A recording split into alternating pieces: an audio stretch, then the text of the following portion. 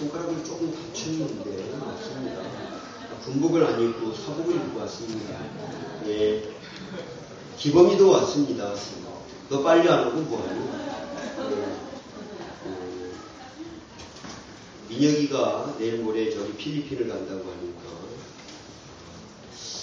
이렇게 만나보려고 몸부림치면서 나왔습니다. 고맙습니다. 식구 하나 줄어듭니다. 옆에 우리 사랑하는 성도들을 향해서 인사합시다. 새해 복 많이 받고 계시죠?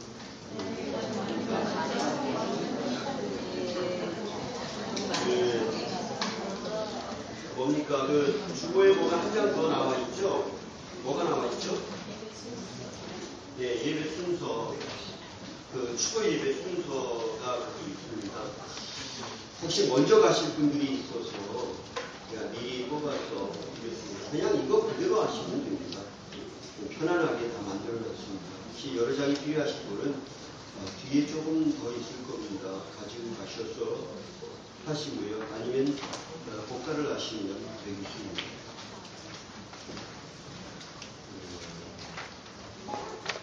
사람보다 더 중요한 것은 없습니다. 사람이 제일 중요합니다. 사람 위에 사람 없고 사람 밑에 사람 없습니다. 옆에 사람 바라보면서 정말 당신은 중요한 사람입니다 하고 인정해 주십시오. 정말 당신은 중요한 사람입니다. 여러분, 사랑의 방법입니다.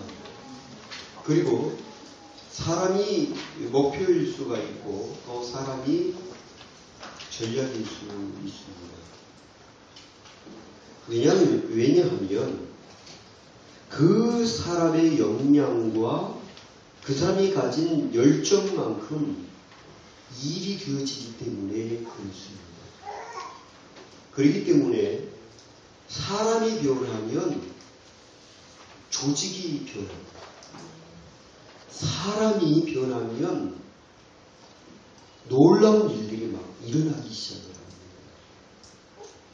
우리 아이가 달라졌어요. 아시죠? 아이가 달라지니까 가정에 기쁨이 넘치고 행복이 넘치고 살아갈 맛이 나더라고요. 내가 변하면 우리 교회가 변하고 민족이 변하게 되어지는 역사가 분명히 일어날 줄로 믿습니다. 우리가 지금 보고 있는 이 사도행전의 사람들, 성령으로 변화되고 거듭난 사람들의 그 이야기를 지금 하고 있는 것입니다. 저는 이 사도행전의 사람들을 보면서 흘러간 옛날 이야기처럼 받아들일 것이 아니라 정말 내 자신도 사도행전의 사람들과 같이 변하고 달라져서 그 사람들이 살았던 그 삶을 나도 좀 살고 그 사람들이 일으켰던 그 기적을 나도 좀 일으켜보면서 그들이 만났던 그 하나님을 나도 만나면서 살아가기를 소원하는 마음이 있기를 바랍니다. 예루살렘이 변화가 되어졌던 것은 여러분 어떤 황제와 어떤 그 총독의 어떤 군인들의 완력에 의해서 달라진 것이 아니었습니다. 예루살렘이 변화가 되어지고 세상이 변화가 되어졌던 것은 바로 예수 그리스도 그분을 만나서 변화된 사람들에 의해서 예루살렘이 세상이 달라진 것입니다. 예수님은 이 일을 위해서 12명의 사도들을 선택하셨고 이 12사람들이 세상 사람들이 보기에는 아무것도 아닌 별 볼 일 없고 힘없고 나약한 서민들과 같았었지만 그러나 그 사람들을 통해서 하나님은 위대한 역사를 만들어 가셨습니다. 이것이 예수님의 방법이었고 이것이 예수님의 전략이었습니다. 오순절에 성령을 체험한 그 사람들은 전부가 변했습니다. 그렇기 때문에 세계가 변한 것입니다. 그 사람들은 부활하신 예수 그리스도 그분을 만났기 때문에 부정할 수가 없고 자기 목숨이 원형 경기장의 사자들의 날카로운 이빨에 뜯겨 죽어갈 수밖에 없는 그 상황 속에서도 그들은 기쁘게 찬송하며 순교할 수가 있었고 자기의 재산과 집과 일터를 다 빼앗기면서 디아스포라가 되어져서 전 세계에 막 흩어져서 고향을 떠나서 도망자의 신세가 되면서도 그들은 내가 만난 하나님 부활의 그 주님을 증거하면서 살아가는 그 삶을 살아갈 수가 있었습니다. 누가 시켜서 한 게 아니라 그렇게 하지 않으면 견딜 수가 없었습니다. 왜? 예수님이 하나님의 아들이고 우리의 구세주고 죽음에서 분명히 살아났다고 하는 사실, 내가 보는 눈앞에서 부활하신 그 주님이 구름 타고 하늘로 올라가시는 그 광경을 보았기 때문에 이것을 말하지 않을 수가 없었던 것입니다. 누가 하라고 해서 한 게 아닙니다. 내가 봤기 때문에 이걸 말하고 싶었던 것이죠. 이것은 은혜 받은 사람만 알 수가 있습니다. 그래서 사도 요한을 빼고는 12명의 사도들 모두가 다 순교하게 되어졌습니다. 정말 사람이 변하면 가정이 변하고 교회가 변하고 일터가 변합니다. 나라가 변합니다. 전 정말 오늘 예배에 참석한 여러분들이 정말 변화되어지기를 바랍니다. 네. 변화하려고 하는 마음을 가지십시오. 네. 그러지 않으면 그냥 나가십시오. 있을 필요가 없습니다. 그냥 나가세요. 헌금도 다 하셨죠? 나가세요.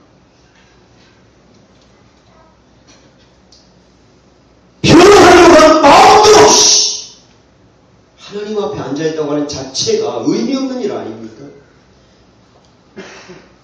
내가 변화하려고 하는 마음의 각오가 그 열정이 없기 때문에 우리는 10년의 예수를 믿어도 평생의 예수를 믿어도 삶에 영향력을 끼치지 못하고 나도 너처럼 살고 싶다라고 하는 사람들의 그 이야기 한번 듣지 못하고 오늘 이 자리에 있는 것이죠.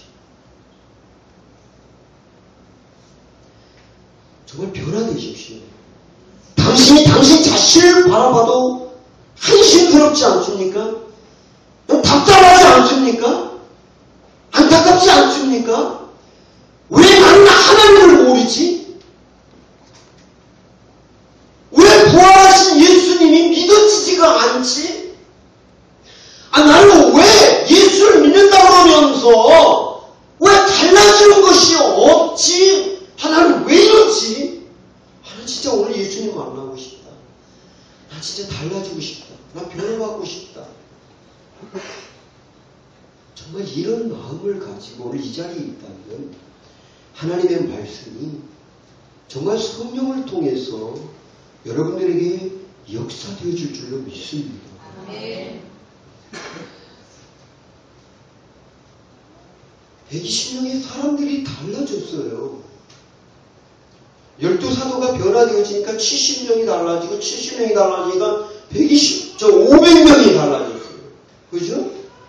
그 120명의 사람들이 성령 받고 난 다음에 나가서 복음을 전하니까 3,000명이 예수를 믿어요. 5,000명이 예수를 믿어요. 셀 수가 없을 만큼 많은 사람들이 예수를 믿고 교회로 막 몰려오기 시작을 해요. 너무 많은 사람들이 몰려와서 사도들이 자기 일을 할 수가 없었어요. 그래서 7분의 집사님을 세우게 되어지고 지도력을 나누어 가졌습니다. 그래서 7분의 집사님들이 교회 행정과 조직과 혹은 재정에 관한 일들을 맡아 행하시기 시작했습니다. 여러분, 어떤 사람들이 있느냐가 한 교회가 어떤 교회로 되느냐를 결정합니다. 정말 어떤 사람 사람들이 우리 교회에 있느냐? 아니, 내가 어떤 사람이느냐가 우리 교회를 여러분 바꿔 놓습니다. 나는 우리 세상 공동체에 어떤 사람입니까? 사람들이 무슨 생각을 하고 어떤 은혜를 체험했느냐가 교회를 결정하는 아주 중요한 요소가 되어집니다. 그래서 교회의 구성원인 여러분 한 분 한 분이 정말 성령을 체험하고 거듭나는 사람이 있으면 기적이 일어납니다. 그리고 확장이 되어지고 부흥이 되어집니다. 교회만 부흥이 되어지는 것이 아니라 내 삶에 부흥이 일어나고 내 사업과 사역에 놀라운 하나님의 인도하심의 역사가 분명히 따라온다는 것입니다. 교회가 아무리 크고 사람이 많아도 성령 받고 변화된 사람이 없으면 어떤 일도 나지 않습니다. 내 삶에 왜 변화가 없는지 아십니까? 성령 받지 않았기 때문에 그렇습니다. 내 삶에 왜 기적이 안 일어납니까? 왜 삶에 기쁨이 없고 희망이 없습니까? 다시는 마음속에 하나님의 말씀이 없습니다. 하나님과 동행의 삶이 없습니다. 이유는 하나님을 인정하지 않기 때문에 그렇습니다. 너의 길을 여호와께 맡기라. 그리하면 그가 경영하시고 이루신다고 분명히 말씀하셨습니다. 그런데 내가 하나님을 인정하지 않는데 어떤 기적이 일어나고 어떤 부흥이 일어날 수가 있겠습니까? 제자로 부름받은 그리스도인 가운데에 성령과 지혜가 충만한 사람을 초대교회는 7분의 지도자로 그렇게 세웠습니다. 교회가 목사 혼자서 절대로 목회하는 것 아닙니다. 어떤 유능한 목회자가 있더라도 여러분 함께하는 팀, 동역자들이 없다면 절대로 교회가 부흥이 되어질 수가 없지요. 목회는 목사가 하는 것이 아니라 누가 하는 겁니까? 우리 모두가 같이 하는 것이죠. 저의 소박하고 아주 작은 꿈이 있다면 신약의 교회, 예수님이 세워주신 교회, 이 건강한 교회, 정말 사도행전적인 교회를 만드는 것입니다. 여기에 사랑이 있고 능력이 있고 기쁨이 있고 성령의 기름 부음 속에서 우리가 그저께 그 큐티에 있던 것처럼 형제가 연합하여 동거하며 어찌 그리 선하고 아름다운가 하는 그런 공동체의 아름다운 모습을 만들어가는 것입니다. 저는 오늘 다시 한번 세순교회를 좋으신 하나님께서 사도행전적 교회로 만들어 주시기를 기도하고 있습니다. 주님, 정말 주님이 보내주시는 사람들이 이 교회에 오게 하여 주시옵소서. 하나님, 웬만하면 어중이떠중이는 오지 않게 해주시옵소서. 솔직히 저도 피곤하고 우리 성도들도 피곤하니까 웬만하면 어중이떠중이는 좀 큰 교회로 보내주시고 하나님, 정말 하나님이 교회를 사랑하고 섬길 수 있는 그런 사람들을 우리 교회로 좀 보내주시옵소서. 그 사람은 전도에 미친 사람이 되게 해주시고 그 사람은 정말 하나님께 미친 사람이 좀 되게 해주시옵소서. 제가 지금 기도했습니다.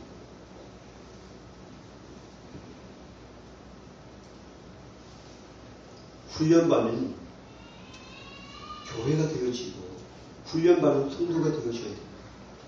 얼마나 많은 사람들이 모였느냐가 중요한 것이 아니라 정말 적은 수라도 하나님의 성령을 체험하고 정말 하나님을 사랑하고 주님 뜻대로 살기로 했네 뒤돌아서지 않겠네 이 세상 사람 날 몰라줘도 뒤돌아서지 않겠네.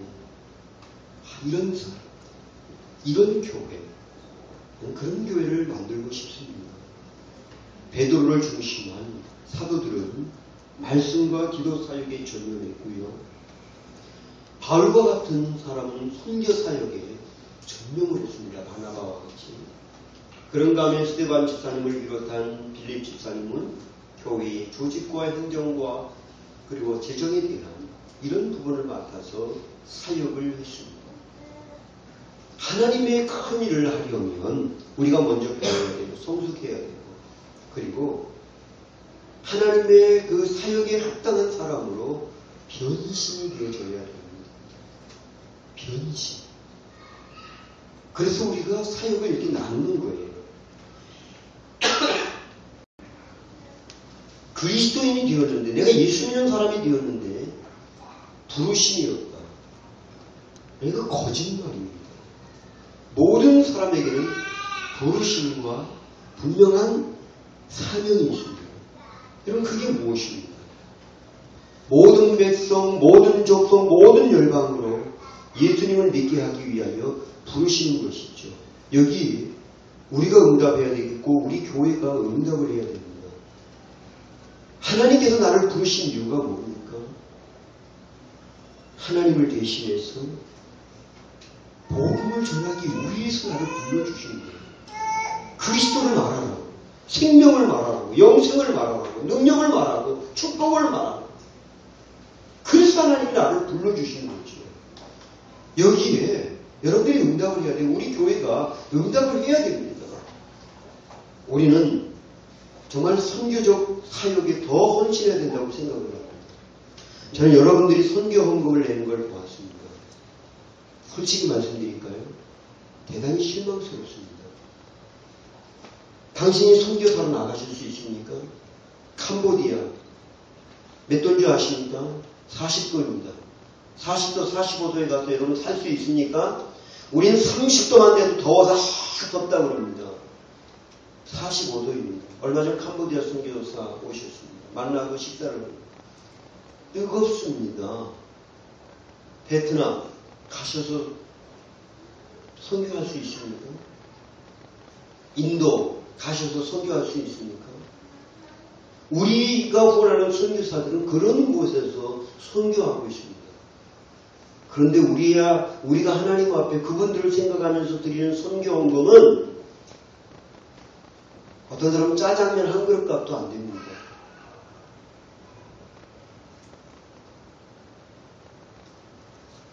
여러분 다시 헌신하십시오. 내가 가지 못하면 가는 선교사들이 이름 없이 빚도 없이 모든 명예 모든 것 다 버리고 그곳에서 내 뼈를 묻겠다고 그 나라만 생각하고 눈물이 터져가지고 이 나라에 올 수가 없어서 그 중병에 걸려서 그 약도 없는 그곳에서 정말 하나님이 치료해 주시는 치유의 기적을 믿고 목숨 걸고 선교하시는 그 선교사님, 우리는 그분에게 돈 만 원에 선교헌금도 아까워서 안 드리고 있습니다. 다시 선교하십시오. 다시 선교헌금 여러분 다시 작성을 하십시오. 다시 하십시오. 여러분. 부끄럽게 헌금하지 마시고 부끄럽게 선교한다고 생각하지 마시고 저는 우리 교회에서 더 많은 선교헌금이 나가야 된다고 생각합니다. 여러분 우리 교회 우리가 헌금해서 우리 교회 만들었습니까? 이 건물 우리가 샀습니까?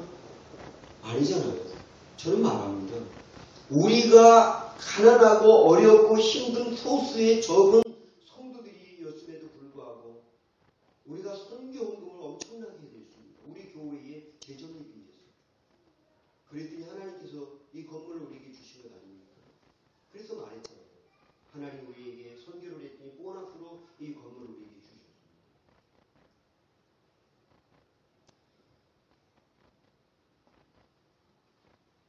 정말 하나님을 향한 그 거룩한 기준이 우리들에게 있어줘야 된다고 저는 생각을 합니다. 여러분의 생애에 정말 영향력을 미친 사람이 누구입니까? 여러분 정말 존경하는 사람이 있습니까? 우리 중고등학생들을 보면 난리가 아니에요. 우리 청년들도. 요새 누가 대세입니까? 어떤 가수, 어떤 연예인, 어떤 배우가 나오면 뭐 난리가 아니고, 뭐 게릴라 데이트 뭐 이런 데 보니까 애들이 난리가 아니고, 어떤 가수가 나오니까 뭐 난리가 아니고, 어쩔 줄 몰라. 어떤 친구는 운동선수를 좋아하고요. 그죠? 여러분이 좋아하는 사람은 누구입니까? 세상에 아이유가 그 옷을 입었다고 그러니까 전부 다 그 옷이 얼마나 불티나게 팔리는지. 아이유가 귀걸이 있다니까 전부 다 그 귀걸이 하나가 전부 다 그 귀걸이를 사는 거예요. 아이유.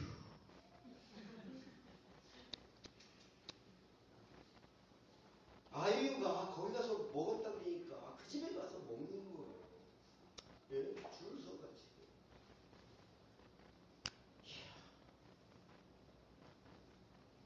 연예인들을 좋아하는 그 열정이 얼마나 불타는지. 그런데 우리가 하나님을 향한 그 불타는 마음이 얼마나 됩니까? 나는 정말 저 사람처럼 살고 싶다. 내 인생 정말 이렇게 살았으면 좋겠다. 여러분 그런 동기가 정말 있습니까? 혹은 여러분 그런 동기를 불어넣어주는 그런 인생을 우리가 지금 살려고 합니까? 자신있게 한번 옆에 사람을 향해서 날 본받으세요 라고 말할 수 있는지 모르겠습니다. 한번 옆에 사람한테 연습을 한번 해볼까요? 날 본받으세요. 날 본받으세요. 나처럼 사세요.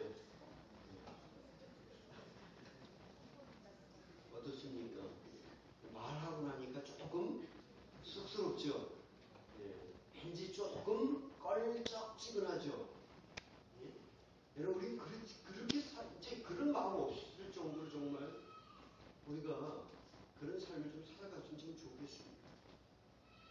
우리가 본받고 싶은 사람이 있습니다. 오늘 본문의 스데반 집사입니다. 사도 바울이 아니고 지금 스데반 집사입니다.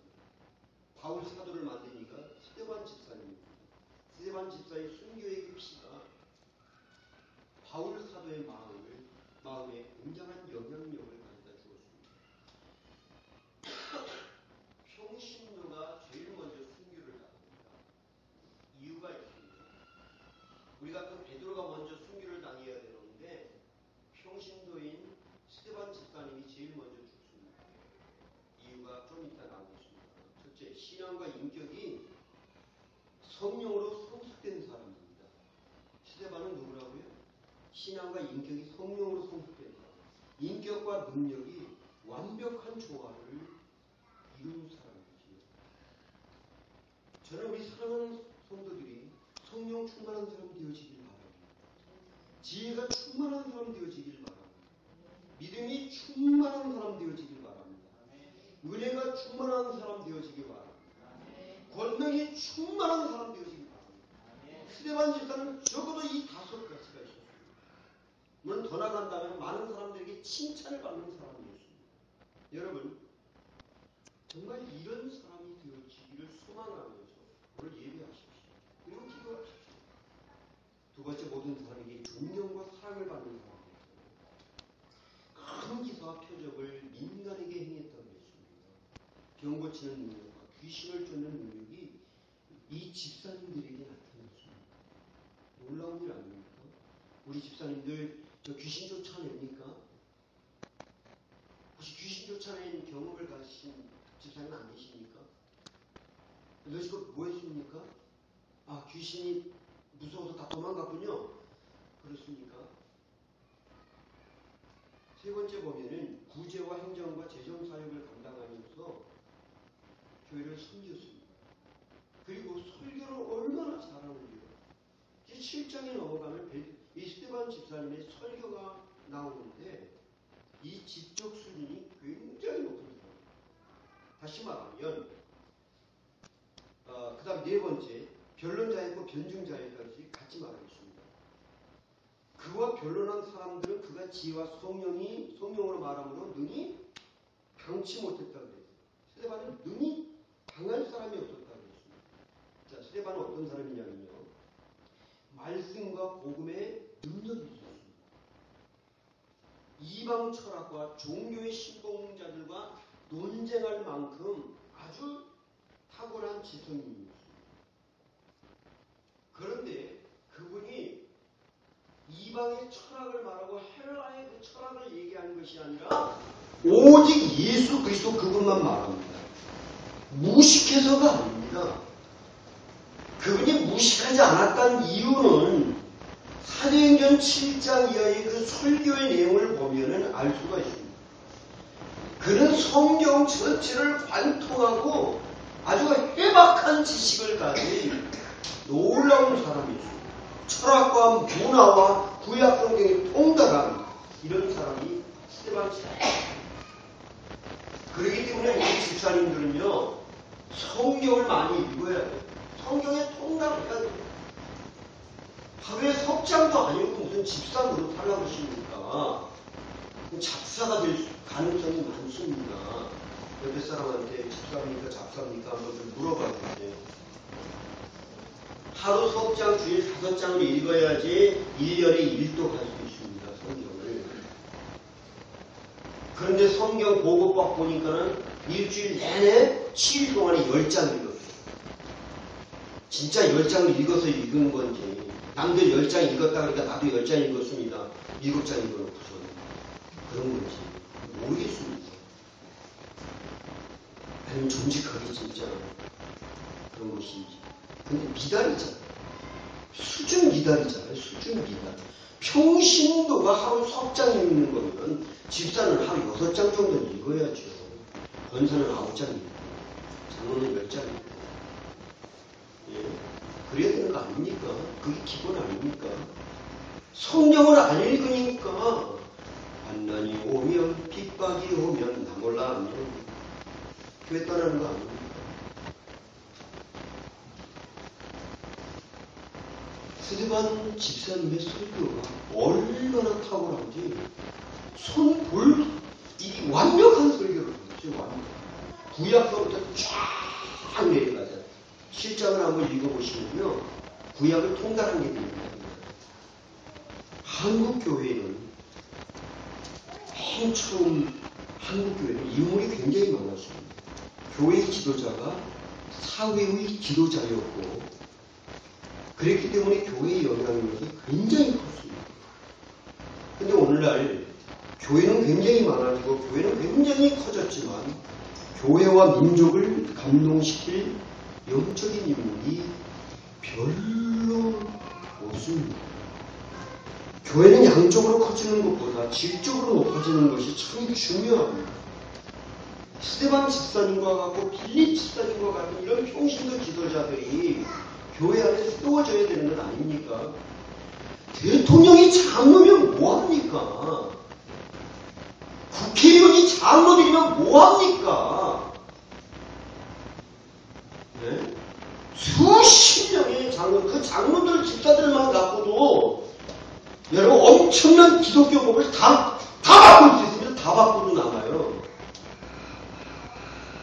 근데 하나도 못 바꾸지 않습니까? 왜? 당리당략 속에서 자기 소리를 못 내기 때문에 그런 것 아닙니까?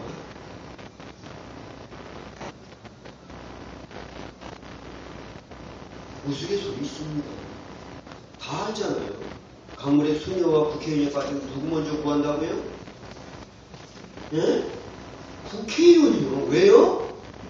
강물이 오염되니까 빨리 건져내버리는 거예요.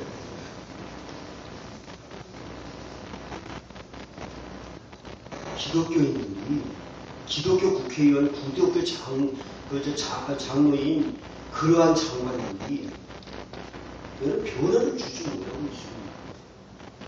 대통령 장로가 변화를 주지 못하고 있습니다. 정말 안타깝게 그지없습니다. 잡혀갈 감옥이 있습니다. 정말 교회의 영적 수준이 높아져야 돼요. 그래야 세상 변화시킵니다. 교회라고 할 때 여러분 자신, 나의 영적 수준이 높아져야지 내 옆집 사람을 변화시킬 수 있는 것 아니겠습니까? 맨날 내 입에서 욕하고 깍쟁이 짓하고 못된 짓하고 자기밖에 모르는 사람이 오늘날 와서 교회 갈래요? 예수 믿을래요? 너나 믿어보지. 나 너처럼 될까봐 못 가겠다. 당연하지 않습니까? 삶의 변화를 줄 수 있는 그런 성도들이 되어야 되는 것 아니겠습니까? 그러려면 우리들이 영적 수준을 높이십시오. 멀리 앉아 계시지 말고 영적 수준 좀 높이십시오. 네? 왜? 하나님은 살아계시고 왜? 하나님은 나를 위하여 독생자 예수를 십자가에 못 박아 죽이실 만큼 나를 아끼시고 나를 위한 놀라운 계획을 갖고 계십니다. 그런 내가 멍하니 아무것도 안 하고 성령 충만하지 않고 믿음 충만하지 않고 그냥 왔다 가는 인생으로 살아간다면 정말 바위 위에 부딪혀서 꺼지는 물거품과 같은 그런 인생이 되어진다면 하나님의 마음이 얼마나 아프겠습니까? 내가 내 자녀가 온전치 못할 때에 가슴이 터지고 가슴이 찢어지고 얼마나 눈물이 납니까? 여러분 그것을 바라보고 그것을 보면서 하나님이 내가 하나님 앞에 온전한 삶을 살아드리지 못할 때 성령 충만한 삶을 살아가지 못할 때에 하나님은 이런 느낌을 이런 아픔을 가지실 거라고 생각하시면 될 것 같습니다. 사도행전의 성도의 표준은 스데반이었습니다. 스데반의 수준이 어딘 줄 아세요? 그 마지막 자리가 어딘 줄 아세요? 순교였습니다. 순교. 우리 기독교인의 본질은 순교입니다. 근데 우리는 예수 믿고 복 받으려고 하잖아요. 나의 갈 길을 다 가도록 예수 인도하시니 무슨 일을 만나든지 만사 형통을 하리라. 만사 형통만 부르시잖아요. 근데 스데반 집사님은 죽음이었고 12사도들도 죽음이었고 사도 바울도 죽음이었습니다. 근데 우리는 살려고 몸부림치고 여러분 죽어보세요. 얼마나 편한지 아세요? 자존심 다 내려놓으세요. 얼마나 편한지 아세요? 그러면 자존심 살리려고 부부싸움하는 거고 직장 동료와 다투는 것이고 공동체 속에서 불화가 일어나는 거고 그런 거예요. 성령이 충만한 사람은 자존심이 없습니다. 왜? 십자가에서 내가 다 죽어버렸게 세상 욕심, 세상 자랑 이 십자가에서 다 못 박아버렸어요. 이제는 나 사는 것 아니고 내 안에 그리스도께서 사는 것입니다. 그런 사람들에게 무슨 욕심이 있겠습니까? 스데반이 핍박을 받습니다. 사람들은 돈을 들어가지고 이놈의 새끼 죽여버리겠다고 그냥 막 난리를 칩니다. 손에 짱돌이 들려있습니다. 얼마나 무섭습니까? 동글동글한 돌도 아니고 무서운 돌이. 그럴 때 스데반의 얼굴이 어땠다고요? 마지막 절에 보니까 천사의 얼굴과 같더라. 그렇게 말하고 있습니다. 세상에 거짓 증인을 세워가지고 참담한 말을 했다고 거짓말을 하는 사람들의 그 모습을 보는데 그 사람들이 바로 어제까지만 해도 자기들의 동료였습니다. 같은 헬라파 유대인들이었습니다. 그런데 지금은 돈을 들어서 자기를 죽인다고 합니다. 그 사람들을 볼 때 마음속에 얼마나 화가 나고 분노가 나고 막 배 죽이고 싶은 그런 마음이 막 안 들겠습니까? 욕하고 싶은 마음 안 들겠습니까? 근데 스데반 집사님의 얼굴은 뭐와 같다고요? 천사의 얼굴과 같다고 그렇게 얘기하고 있습니다. 여러분 우리들의 경험과 한번 비교해 보십시오. 법정에 간 법정 불안증가 있습니다. 그게 뭔가 그랬더니 너무 억울하고 너무 화가 나고 말도 안 되는 막 그런 걸 보니까 아니야 이게 아니란 말이야 막 억울해 막 그러고 막 부딪히잖아요. 하다가 조용하세요 그러잖아요. 너무 안타깝고 억울하고 속이 상하니까 아니라고 막 소란을 피우잖아요. 그게 법정 소란이죠. 그런데 스데반 집사님은 정말 그 억울한 상황 속에서 참을 수 없는 그 상황 속에서 아니 분노로 막 떨어야 되고 일그러져야 할 그 얼굴에 천사의 얼굴이 있었어요. 어떻게 이런 일이 일어날 수가 있어요? 도대체 어떻게? 그것은 저 보니까 첫 번째 다른 세계에 살고 있었기 때문에 스데반 집사님은 다른 세계에 살고 있었어요. 그의 몸은 세상에 있지만 마음은 하늘을 생각하는 사람이었고 하나님과 함께 있어서 우리의 몸도 마음도 다 세상에 있습니다. 여러 가지 인간관계를 우리는 피할 수가 없습니다. 공격과 오해가 있어도 이스테반 집사님은 하늘 보좌에 계신 주님을 바라보고 있었기 때문에 천사의 얼굴이 있습니다. 저 죽이고자 할 때에 그의 눈이 어디에 있었어요? 하늘에 있었어요. 그래서 7장에 보면 하늘문이 열리고 예수님이 하나님 우편에 서 계신 것을 본다라고 고백을 합니다. 여러분, 하늘을 보는 사람은 하늘문이 열리는 것을 볼 수가 있습니다. 우리는 하늘에 떠다니는 구름은 보지만 영혼을 보지 못하고 하늘을 보는 눈이 없습니다. 하늘만 바라보지 그 하늘 위에 보좌에 계신 하나님을 보지 못하지 않습니까? 우리의 경우는 너무나도 세속적이고 세상적이고 욕망에 사로잡혀 있고 거룩의 우리 속에서 경험되어지지 않습니다. 우리 얼굴은 마음의 표현입니다. 내 마음에서 거룩과 영혼을 경험하고 하늘 보좌를 경험한 일이 없기 때문에 나의 얼굴이 빛날 수가 없습니다. 나름대로 큐티도 하고 말씀도 보고 성경도 이렇게 보고 그러는데 300년 동안 하나님과 동행했던 그 에녹과 나는 왜 이렇게 다르지? 왜 그럴까요? 에녹은 진짜 하나님을 만났습니다. 제가 여러분들이 이렇게 대화하는 것처럼 에녹은 하나님과 대화를 했어요. 그렇기 때문에 하나님의 살아계심을 알고 하나님 앞에 그는 그렇게 동행한 삶을 살 수가 있었습니다. 여러분 어떻습니까? 정말 하나님을 만났습니까? 하나님이랑 내가 기도하는 것이 하나님이랑 얘기하는 것 맞습니까? 꼭 이렇게 무릎을 꿇고 눈을 감아야지 기도입니까? 그래야지 하나님이 듣습니까? 나는 자빠져서도 하나님 앞에 기도합니다. 다리 꼬부리 기도합니다. 누워 자빠져서 하나님 비기가 불편합니다. 오늘 왜 이렇게 비기가 불편합니까? 비기가 불편하다고 오늘 역사가 또 일어나. 누가 또 조는 사람이 있었나? 잠깨라고. 여러분 하나님을 만나야 됩니다. 부부는 닮아요 안 닮아요? 왜 닮죠? 오집사님 왜 닮죠? 그렇죠. 같이 밥 먹고 사니까. 네? 그렇죠. 맨날 같이 보고 사니까. 아이들이 왜 날 닮죠? 나랑 같이 사니까. 누구하고 사느냐가 바로 내 모습입니다. 여러분 마음속에 누가 있습니까? 여러분의 마음속에 무엇이 있습니까? 여러분의 마음속에 예수님이 있으면 예수님처럼 되어갑니다. 내 안에 예수님이 있습니다. 아까 우리 노래했잖아요. 나의 마음에 주가 주신 진리로 나의 눈에 주가 주신 눈물도 나의 손에는 찬송했지 않습니까? 여러분 정말 같이 있으면 닮아요. 옆에 사람 보세요. 이 닮고 싶은 사람인가 안 닮고 싶은 사람인가. 안 닮고 싶은 사람이면 좀 다리를 좀 한 칸 띄어 앉으세요. 스테반처럼 하나님 생각하세요. 하늘을 생각하세요.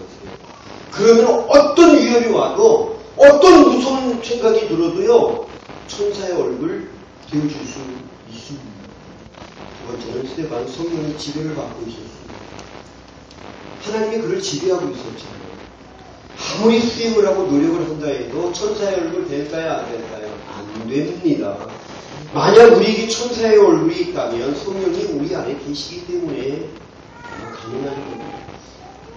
그래서 성령의 충만이 임하면 우리의 얼굴이 어떻게 해요? 은혜로 얼굴이 환해요. 네? 성령의 충만이 임하면 은혜로 얼굴이 환하다니까. 옆에 사람 얼굴 보세요. 은혜로 얼굴이 환한 사람인가? 분노로 얼굴이 찌그러져있는가? 한번 보세요. 아니 시간이 빨리 끝났으면 좋겠다는 사람이 다 끝났어요. 다 끝난 걸 죽어보면 안 살아요. 이렇게 좋아하는지. 우리의 얼굴이 환해요. 정말 존경받아야 돼. 자기를 욕하는 사람들을 보고 하나님을 바라보고 성령이 안에 계시니까 얼굴이 천사의 얼굴로 가요. 옆에 사람한테 한번 욕 한번 해볼까요? 어떤 표정인가? 자, 옆에 사람한테 오른쪽에 있는 사람, 왼쪽에 있는 사람한테 한번 욕 한번 해보세요. 욕할 줄 몰라요. 평소에 잘하시잖아요. 한번 끄집어내서 한번 해보세요. 방언을 한번 해보세요. 응? 뭐, 개! 아니, 너무 도구베이비. 도구베이비. 너무 유치한 영어인가요? 응? 그런 게 있나요? 어때요, 기분이? 그런데 그 소리를 들었을 때, 씩 웃는 사람, 아, 천사의 얼굴이, 예? 누가 나한테 욕했을 때 웃을 줄 아는 거야. 왜 그래요? 성령 마음속에 있기 때문에. 예? 그죠? 예? 안 그래요? 성령. 웃잖아요. 성령이 충만한 거예요. 예? 성령이 충만한 거예요. 참 웃잖아요.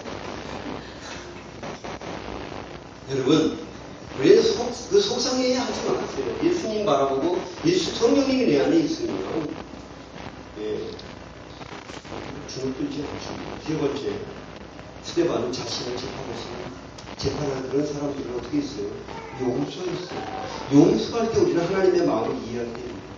사랑할 때의 십자가에 우리가 접근해요. 이 십자가는 뭐죠? 하나님이 우리 향한 용서잖아요. 이게 용서예요. 나 너희를 다 용서해요. 무엇을 통해서? 아들의 죽음과 희생을 통해서. 용서는 자기 죽음이 없으면 절대로 용서가 안 돼요. 왜 용서 못해요? 내가 안 죽었고 너 죽이려고 하니까 용서가 안 돼요. 십자가는 하나님의 죽음이에요. 하나님이 자기 죽음으로 누가 잘못했어요? 우리가 잘못했어요? 하나님이 잘못했어요? 우리가 잘못했는데 죽긴 누가 죽어요? 하나님이 죽어요. 이렇게 억울한 일이 어디 있어요? 내가 잘못했는데 왜 하나님이 죽냐고요? 내가 잘못했는데 왜 하나님이 용서하느냐? 죽음으로. 이거예요. 십자가는 나의 죽음이 없이는 절대로 용서하지. 나는 여러분들이 정말 사랑할 짓하는 이 성령 받고 하나님을 바라보면서 용서하시기 바랍니다. 스테반 집사님이 죽을 때 그냥 죽어요. 아버지 무릎을 딱 꿇고 이 죄를 저들에게 돌리지 마옵소서 하고 자니다. 7장 60절입니다. 여러분, 예수님의 기도랑 똑같아요. 이 죄를 저들에게 돌리지 마옵소서. 저들이 하는 것을 알지 못합니다. 그리고 죽으신 것을 스테반 집사님이 그대로 얘기했죠. 이야, 놀랍죠. 여러분 천사의 얼굴을 하고 싶습니까? 그렇다면 용서하시기 바랍니다. 용서하지 않고는 불가능합니다. 사랑하지 않고는 불가능합니다. 그래서 우리 실순 공동체 식구들은 정말 사랑 덩어리가 되어요. 예. 용서 덩어리가 되어야 돼요. 누가 욕해도 씨 웃고 괜찮아. 왜? 내 안에 하나님이 계시니까. 넌 욕해도 하나님 날 축복하신다? 야, 네가 욕한다고 하나님이 나한테 욕하냐? 네가 욕하면 의를 위해서 핍박받는 자는 복이 있다고 그랬지. 하나님 복 받는다. 용서하십시오. 하늘의 보좌를 생각하지 않고는 주님이 내 마음을 지배하지 않고는 절대 용서합니다. 스테반은 이런 영적 경험을 해줍니다. 여러분은 어떻습니까? 여러분이 무엇을 생각하느냐? 바로 여러분입니다. 여러분이 누구하고 사느냐? 바로 여러분입니다. 여러분 하나님과 동행하고 싶습니까? 이런 신령한 영적 경험을 정말 우리가 가져야 되지 않겠습니까? 이런 경험을 통해서 이 험악한 세상을 살아가는 이 세상 속에서 우리 공동체가 서로에게 위로가 되고 동료가 되고 소망이 되고 힘이 되고 그랬으면 정말 좋겠습니다. 파도처럼 밀려오는 수많은 인생의 역경을 성령이 주시는 능력으로 잘 이기시기를 주의 이름으로 축복합니다. 찬양하십시오.